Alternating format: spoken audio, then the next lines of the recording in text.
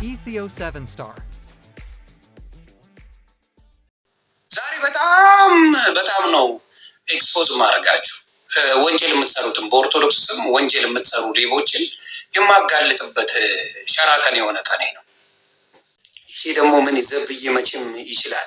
ሁለት አህያ ነበር። የአህያዎቹ ታሪክ ተመችቶ አህያ መጽሐፍቱን ጭነው አንድ አህያ ቶማስን አስቀምጠው ይህን ቶማስን ለማስቀረት ቀላል ነው አለ ሰይጣን። ምክንያቱም አህዮቹን መግደል ነው፣ በምን ይወስዱታል? እና ሌሊት አንድ ቀን ባደሩበት ስፍራ ሰይጣን ወንበዴዎችን አስነስቶ ሁለቱንም አህዮች አንዱ ጥቁር አህያ አንዱ ነጭ አህያ አንገታቸውን ቆርጠው ሌሊት ተነስተው እንሄድ ሲባል አባታችን ጉድ ሆነናል፣ አህዮቻችን አንገታቸው ተቆርጦ ሞተዋል፣ መሄድ አንችልም፣ አንሱና ግጠሙ አላቸው። የአህዮቹን አንገት አንስተው ገጠሙና አህዮቹ ልጅ አሰቡት።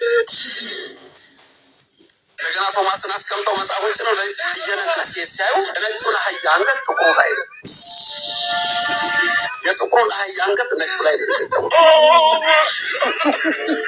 ገባችሁ? መረመራችሁ?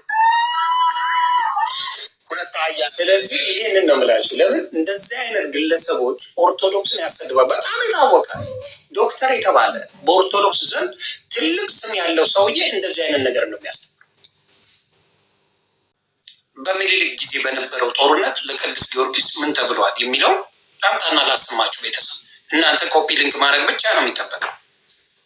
ይሁን ስለ ፋኖ ራሱ ተናግረዋል። ፋኖ ማለት ምንድን ነው የሚለውን እስቲ ላሰማችሁ።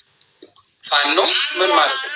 አንቲ ፋሲሊያስ ተብሎ ኪሪያ ላይ ሶን በዕለተ ዓርብ የሚጸለይ ጌታችን ወደ ስቅለት ሲመጣ በመጨረሻ ለአዳም ኃጢአት ስለ አዳም ኃጢአት ታልፎ የሚሰጥ አንቲ ፋሲሊያሱ ክርስቶስ በሶስተኛው ቀን የሚነሳ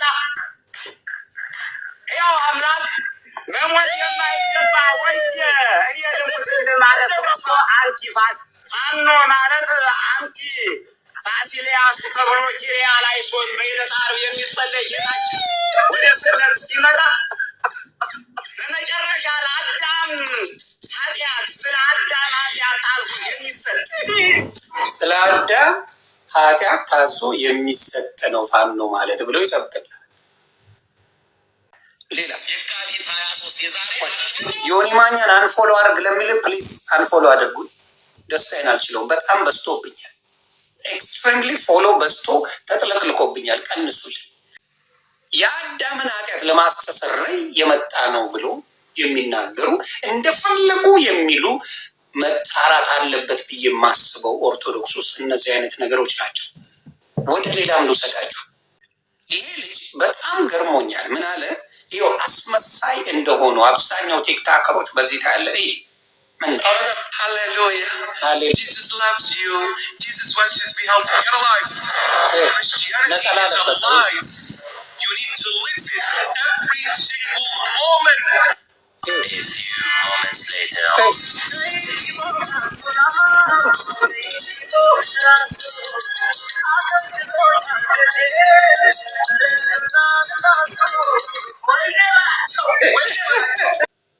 ብላክ ይባላል፣ አውቀዋለሁ። ቲክታክ ላይ ያለ ልጅ ነው። ሲንግል የሚለቅ ልጅ ግን በነጠላ ሊደበቅ ፈለገ። ለምን እንደተፈለገ አላውቅም። የኢየሱስን ስም መስጥራት ነውር እንደሆነ አድርጎ የሚጫወት ልጅ ሆኖ ሳየው በጣም ነው ያዘንኩት። ይኸውላችሁ ስለ አፄ ምኒልክ ደግሞ የተባለውን ልንገር። የካቲት 23 የዛሬ 127 ዓመት አፄ ምኒልክ ደብዳቤ ጻፉ ለቅዱስ ጊዮርጊስ ደብዳቤ ተጻፈ። አዎ ደብዳቤ ጻፈ።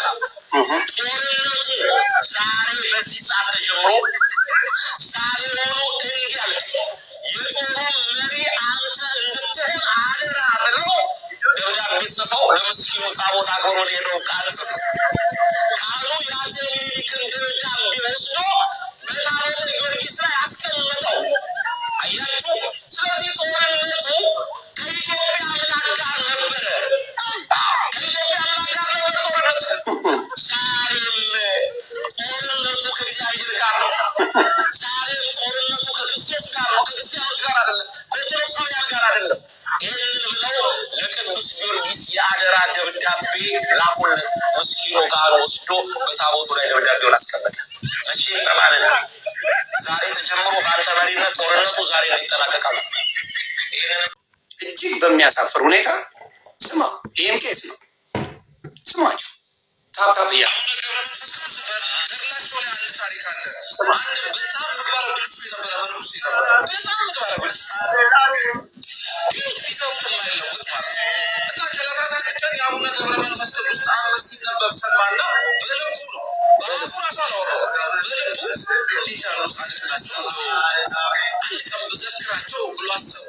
መንገድ ላይ ሲሄድ ሽፍቶች አገኙትና ቀጥቅጠው ገደሉት። እዛው ነፍሱን መልአከ ጽልመት ይዘውት ከእግዚአብሔር ፊት ፍርድን እንድትቀበል ሲሄዱ አሁን ምን ፈልገህ ነው ጻድቁ የመጣው? እግዚአብሔር ጠየቃቸው። እቺ ነፍሴ እኔ ናት። እንዴት ብለህ ስራዋን አይተኸዋል? ስራዋን አይተኸዋል? ኃጢአቷን ተመልክተዋል? አዎ ኃጢአቷን አይቻለሁ። የምትመለከተውን ነገር በሙሉ አይቻለሁ። ግን አሉ አቡነ ገብረ መንፈስ ቅዱስ እድሜ ብትሰጠው ኖሮ በሀሳቡ ዘክርሃለሁ ብሎ አስቦ ይነበራል። ስለዚህ በፍጹም አይሆንም ማለት ይሄ አይደንቃችሁ? ይሰጣችሁ አቡነ ገብረ መንፈስ ቅዱስ ብለው እንደቀጠሉ ታውቃላችሁ። አይ ይሄ ምህረት አይገባውም ሲል እንግዲያውስ እሱ ካልገባበት ገነት ይልቅ እኔ እሱ ጋር አብሬ ሲሆን እወርዳለሁ። ይቺ ነፍስ የኔ ናት አሉ አቡነ ገብረ መንፈስ ቅዱስ።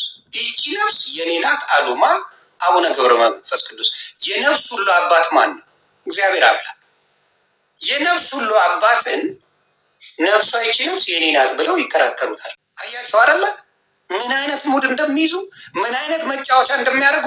ህዝቡ መጽሐፍ ቅዱስ እንደማያነብ ስለሚያውቁ እየፈለጉትን ተረት ተረት ይዘው መጥተው ይጭኑባት። የኦርቶዶክስ ወንድምና እህቶችን ተጫውተውባቸዋል። ይሄ ደግሞ ስለምንድን ነው? ስለ ክርስቶስ ሳምራ ነው የሚያወራው። እንሄድለን። እናታችን ቅድስት ክርስቶስ ሳምራም ሰይጣንን ማረክ ብላ ለመነች። ጌታችንን በመደነቅ ከአንቺ በፊትም ከአንቺ በኋላ የሚነሱት ቅዱሳን እንዳንቺ አልለመኑም፣ እሺ ካለሽ ጠይቂ ብሎ ቅዱስ ሚካኤልን አጋዥ አድርጎ ሰጣት። እናታችንም ሲኦል ደርሳ ሰይጣንን ጠርታ አንተን ከእግዚአብሔር ጋር ላስታርቃለሁ በጠየቀችው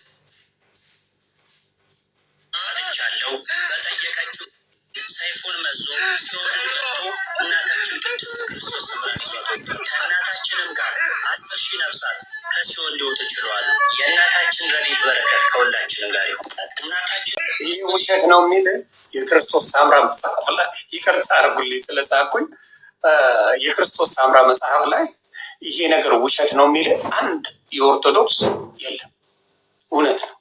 ክርስቶስ ሳምራ ሲኦል ትሄድና ሰይጣንን ትዕቢተኛ ስለሆነ ተባለ ላስታርቅ ነው ከእግዚአብሔር ጋር። ክርስቶስ ሳምራ ላስታርቅ ነው ከእግዚአብሔር ጋር።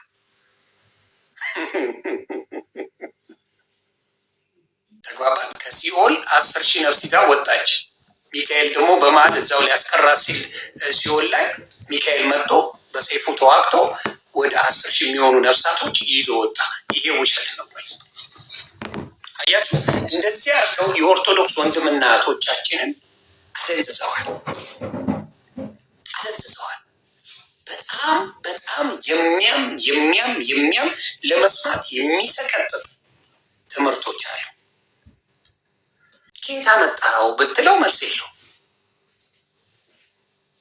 ዶሮ እንቁላል 12 እንቁላል ዶሮ ውስጥ የሚጨመረው እንቁላሏ ላይ ማለት ነው። 12 እንቁላል የሚጨመረው 12ቶቹ ሐዋርያት ናቸው ብሎ 12 ብልቶቹ ሐዋርያ ናቸው ብሎ ነው የሚናገረው። ብልቶቹ 12 ሐዋርያት ማን ነው? ቶማስ ማን ነው? ዮሐንስ ማን ነው? ይሁዳ። ይሁዳ ምን ቀልጥም ነው? አልገባኝ። ይሁዳ ማን? 12ቱ ምሳሌ ነው ይላል መጡ። ቆዳስ ማን ነው? አሁን ቆዳ ማን ነው? ከ12ቱ ሐዋርያቶች ይቅርታ አድርጉልኝ፣ ቆዳ ማን ነው? መላላጫ መጋጋጫ ማን ነው? ምንድን ነው የሚያወሩት? ኦርቶዶክስን የሚያዋርደው። ከዛ እንቁላሉ ብቅ ትሌለ እሷ ደግሞ የትንሣኤው ቀን ያረጉ ሰዎች ናቸው ብሎ ነው የሚናገረው። የዓለም ሁሉ ቤዛ ኢየሱስ ክርስቶስ ነው ሲባል የከፋቸው ይሄን የመሳሰለ ብራንድ ተረቶች ስላሉ ማንም ከስማ ይሄ ትዕቢት፣ የእውቀት ማነስ የሚያመጣ የጠመጠመ በሙሉ እውቀት አለው ብላችሁ አትመኑ። እናንተ መጽሐፍ ቅዱስን አንብቡ። የኦርቶዶክስ እስከ ታጠሩ ኮንፊውዝ ላለመሆን ስትፈልጉ መጽሐፍ ቅዱስ አንብቡ። አምልኮት ላይ ናቸው፣ ድግሳቸው ላይ ናቸው፣ ሆዳቸው ላይ ናቸው፣ ወንጌል ላይ አይደሉም። ስለዚህ ኦርቶዶክስን የማዋረድ ስራ የሚሰሩት እነዚህ ሆዳ ማጋስስ ቄሶች ናቸው። ሆዳ ማጋስስ ገንዘባቸው ስለሆነ ገንዘባቸው ነው፣ ጥቅማቸው ነው የሚነካ። ስለዚህ ጥቅማቸው እንዳይነካ በሚችሉት መጠን ይከላከላሉ። ሌላም ላምጣላችሁ። እኔ ያለ ማስረጃ ማውራት ምንም አይነት ነገር ግደለኝ አሉት። ለምን ህዝቤን አደናብራለሁ? ለምን ህዝቤን ዋሻለሁ? እስከ 700 ኦልሞስት 50,000 በላይ ፎሎወር ያለው ሰው ህዝቤን በውሸት አላደናብርም። ማብራትን ሲስተርስ ቼክ ዲስ አውት። ሰሞኑን የመጣው ነገር እሱ ነው። ተመልከቱት። ይሄ ማህበራዊ ሚዲያውን ትልቅልቅ አድርጎ ሲመጣም ፍጠን የሰነበተው ሰይጣን መግቢያ ያገኘ ማለት ነው። ተመልከቱት። ሰይጣን መግቢያ ያገኘ ማለት ነው። ይሄ ጳጳስ ነው የሚናገረው፣ መነኩሴ የሚናገረው። አስረግጬ ነው የምነግራችሁ። ማንም ቢናገረው ምን ለውጧል? እንኳን ጳጳስ ከሰማይ የወረደ መልአክ እንኳን ቢነግረን የእመቤታችንን ትምህርት አንቀይረውም። ከዚህ በኋላ እንግዲህ ይሄ ነው ከሰማይ መላእክት ቢመጣ አንቀይረውም ትምህርታችን። ሳል ስፓርት ኦርቶዶክስን እንደ ስለጠመጠመ ብቻ ምን ያደርግሃል? መጥቶ ግግም ብሎ ቁጭ ይልልሃል። ይዋሻሉ። ለምን? ጉሳንጉስ ከጨማመርክ ከ1 እስከ 30 ቢዝነስ አለ። ጥፍ አድርገው የሚበሉት ቢዝነስ አለ። ስለዚህ ለዛ ነገር ስለዚህ በደንብ አድርጌ ይህን ነገር ለኦርቶዶክስ ወንድምና እህቶቼ እነግራቸዋለሁ። እነሱ አይተው የመማር እንትን ማለት መብታቸው። እዚህ ጋር ስሙ።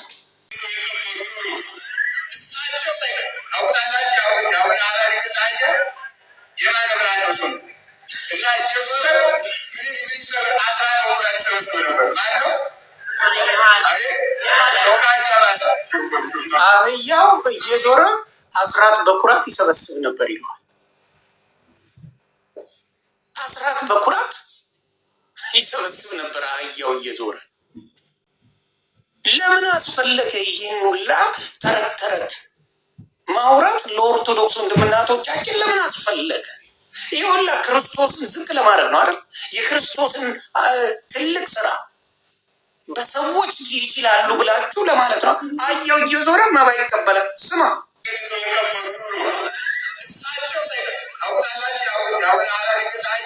አህያ የማነ ብርሃን ነው ስሙ። የማነ ብርሃን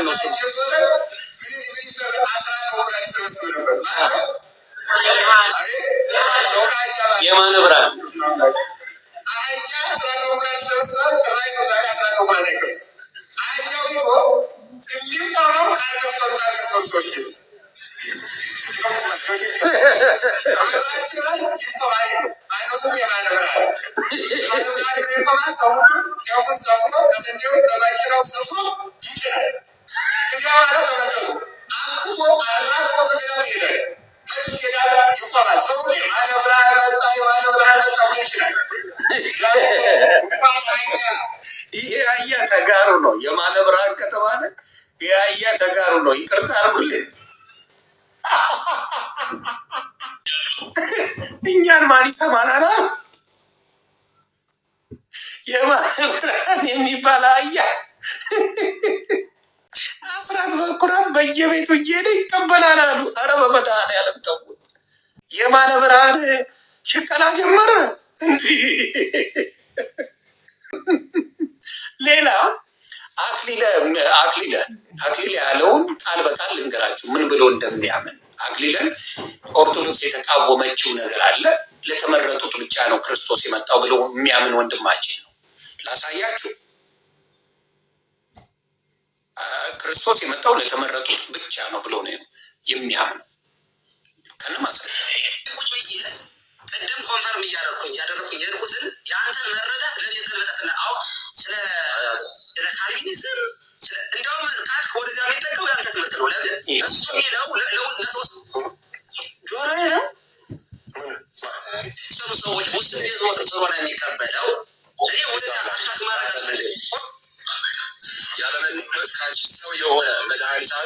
ኢየሱስ ክርስቶስን ደግነ ሰው መጀመሪያ ሰው አስቀድሞ በሕይወት አነገረን። ለሐዲስ ኪዳን ማስታራቂ የሆነ በከበረ ደሙ ፈሳሽነት መፍሰስ ያመኑትን እና ያልቻሉትን ወገኖች አነጻቸው ይላል። ያነጻቸው ራሱ ያመኑትን ነው። ያላመኑትን አያነጻቸው። አለቀ። መልካም። ያላመኑትን አያነጻቸውም። የሚያነጻው ያመኑትን ብቻ ነው በማለት ወንድማችን ሲናገር እንመለከተዋለን። እስቲ ምትገቡ ያነጻቸው ራሱ ያመኑትን ነው። ያላመኑትን አያነጻቸው። አለቀ።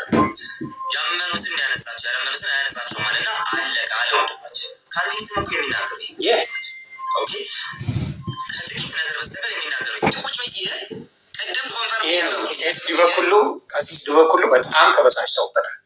በጣም ተበሳጭተዋል። ክርስቶስ የመጣው ለዓለም ነው። የሚመርጠው ምን ያህል የለም። ያመነው በሙሉ ወደ ምን እኔ ለኃጢአን እንጂ ለጻድቃን አልመጣሁም ነው ያለው ቃል በቃል ኢየሱስ ክርስቶስ። እንደዚህ የሚባል ግን ትምህርት ማያስተምራቸዋል አያውቁም ብሎ አክሊል ያስተምራቸዋል። ምን ለተመረጡት ብቻ ነው ክርስቶስ መጣው። ስለዚህ ትምህርታቸው በሙሉ ግራ የገባው እርስ በርስ የሚጣረስ ትምህርት ኦርቶዶክስ ውስጥም አለ፣ ጴንጤ ውስጥ እንዳለ ማለት ነው። ጴንጤ ውስጥ እንዳለ ሁላ ኦርቶዶክስ ውስጥም እንደዚህ አይነት ትምህርቶች አሉ። የማነ መምህራን የሚባል አህያ አለ፣ ብራዘር አለ። የማነ ብርሃን የሚባል አህያ አለ። ሌላው ዘብ የሚያስተምረን ሁለት አህያ ነበሩ፣ ጥቁርና ነጭ። የጥቁሩ አንገት ነጩ ላይ፣ የነጩ አንገት ጥቁሩ ላይ ሆኗል ብሎ የሚያስተምር ዘብሻል። ቤተልሔም ላይ ክርስቶስ ሲወለድ ኢትዮጵያ ያሉት ሚዳቆች በግዕዝ ያወሩ ነበር ብሎ ተናገረ። ዋሸው ወይስ ልድገምላችሁ? ሌላ ምንድን ነው?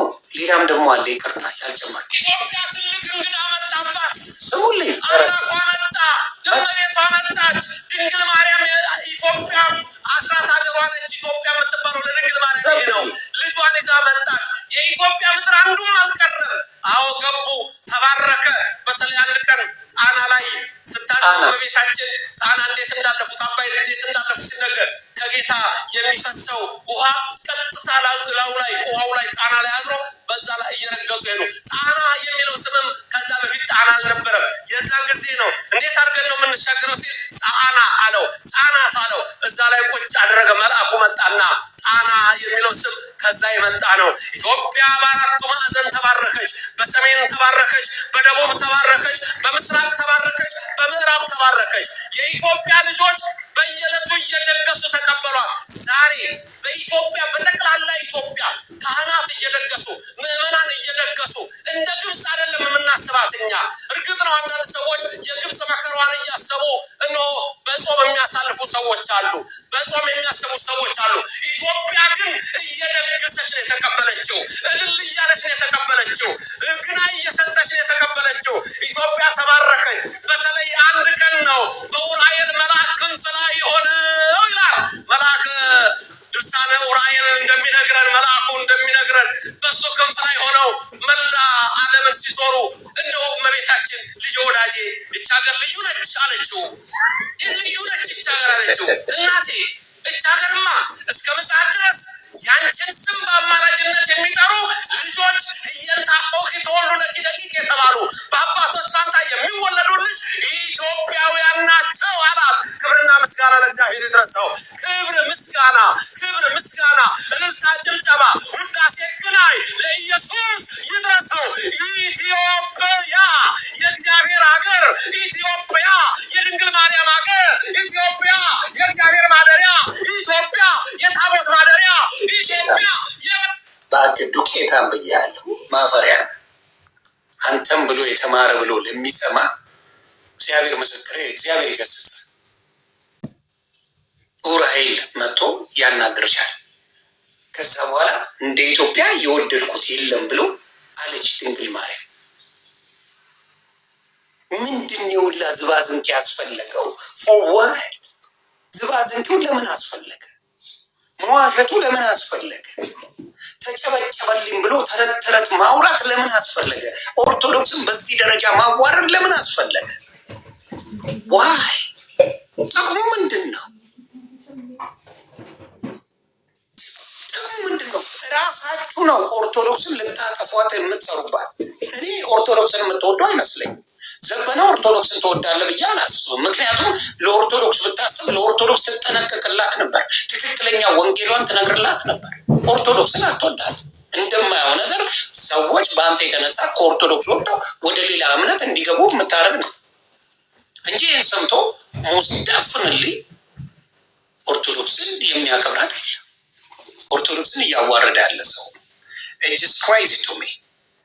ሌላም ላሳያቸው። እኔ በማስረጃ እያመጣው ነው ይህን ነገር የምናገረው። አንዱ ደግሞ ሞጣ ጋ ይገባል። ምን ብሎ እንደሚል ስሙ። ወንዲሁን ሴት ለምን ነው የሚያደርሰው? ኪዳነ ምሕረት ምንድን ነው? ኪዳነ ምሕረት አልደረሰ ማለት ኪዳነ ምሕረት ምንድን ነው? መጀመሪያ ኪዳነ ምሕረት ምንድን ነው? እንደ ኪዳነ ምሕረት ያው አምላክ ነች።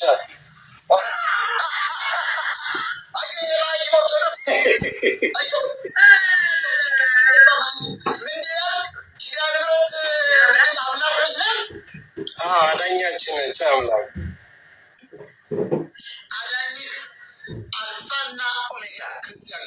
ሞጣ ገብቶታል። ሞጣ ገብቶ የነበረው ያለውና የሚኖረው አልፋና ኦሜጋ ስላሴ ከሚባለው አንደኛው አካል ወልድ የሚባለው ነው የሚያድነው። ሞጣ አይ ሞጣ ያውቃል። አልፋና ኦሜጋ ብሎ ተናገረ፣ መሰከረለት። አየ ማርያምን አምላክ አድርገው የሚያዩ ኦርቶዶክስ ወንድሞቻችን አሉ። እነሱ ግን በየጊዜው የሚያስተምሩት የትም ቦታ ላይ ሲዘምሩ አብዛኛው መዝሙሮች ያሉት ስለ መላእክትና ስለ ቅድስት ድንግል ማርያም። ቅድስት ድንግል ማርያምን ሁሌ ስሟን የምጠራው ሰው ነኝ፣ ግን አዳኝ ክርስቶስ ነው እያልኩ ነው። ለምን መጣ ብለህ ብትጠይቅ የሚመልስልህ የለም። ለምን መጣ? ክርስቶስ ምን ሊያደርግ መጣ? እሷ የምታድን ከሆነ ተወልዳለች። ኦልሬዲ ምድር ላይ ነው ያለችው፣ ምድር ላይ እየኖረች ነው። እሷ አዳኝ ከነበረች ክርስቶስ ምን ያስመጣ? ይህንን እንኳን የሚመልስልህ የለም። ለምን መጣ? ፎባር ሪዝ መልስ የለም።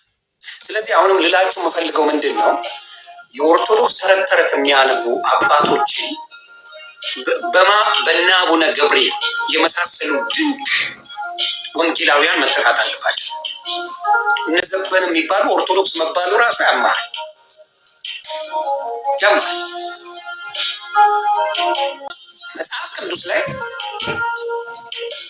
ቅድስት ድንግል ማርያም ታማልዳለች የሚል ቃል ካለ ሙሉ ጴንጤ ኦርቶዶክስ ይሆናል። ሙሉ ጴንጤ ነው ማመጣል ተሶላማ ያስ ምንም ሌላ በዚህ ውጣ በዚህ ግባ አይደለም።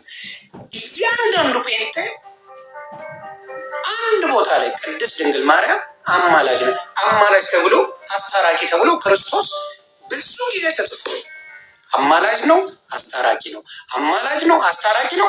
የሀገር አመጣላለሁ አንድ ከ80 አሃዱ ጀምረ ሙሉ መጽሐፍ ቅዱስ ብታገላበት ቅድስት ድንግል ማርያም አማላጅ ናት የሚል አንድ ካለ ሙሉ ጴንጤ ኦርቶዶክስ ይሆናል። ብሬን ዋሽ በመላመት በጉልበት በምን የሚሆን ነገር የለም። ቅድስት ድንግል ማርያም የምትወደድ ድንቅ ሴት ናት። ድንቅ ሴት ናት።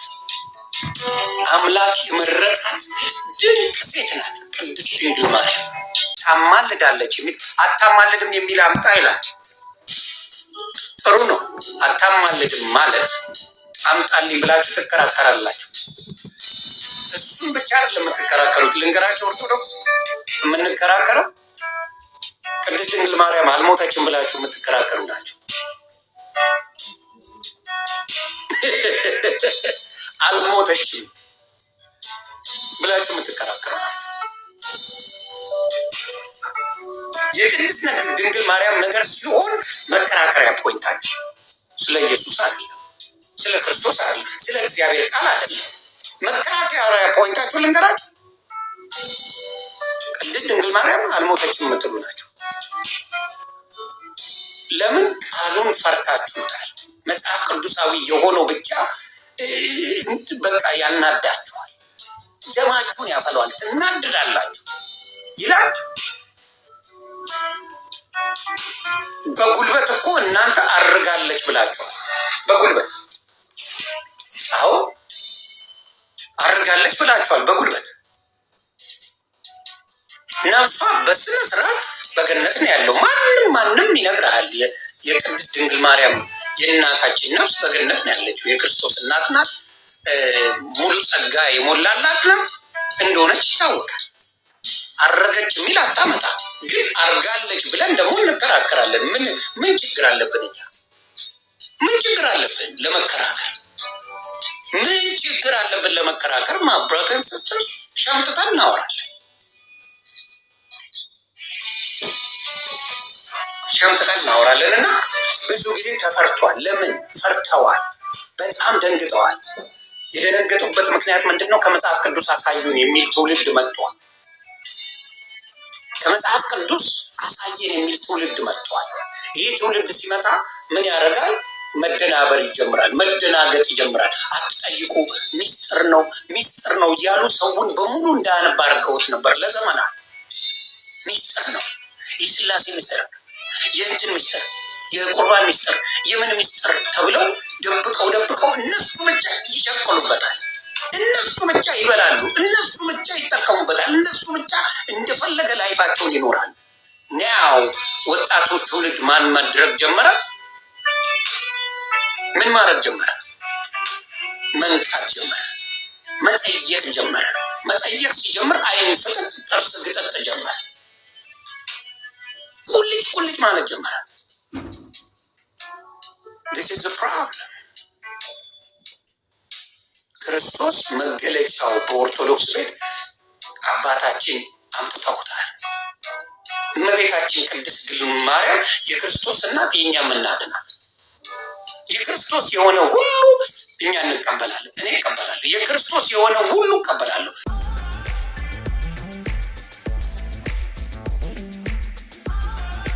Ethio 7 Star